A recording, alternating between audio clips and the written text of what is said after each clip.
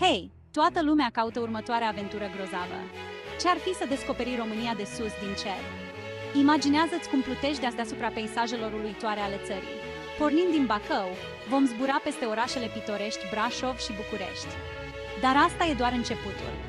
Apoi, ne vom desfăta ochii cu delta Dunării, un adevărat paradis privit de sus.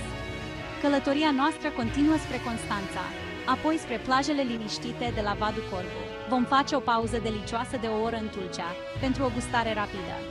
De acolo, pornim spre priveliștile magice ale Sulinei și ne întoarcem la Constanța cu un popas la cheile Dobrogei, un loc fascinant. În cele din urmă, ne îndreptăm înapoi spre Bacău. Alătură-te nouă pentru o aventură aeriană unică pe 28 octombrie 2024.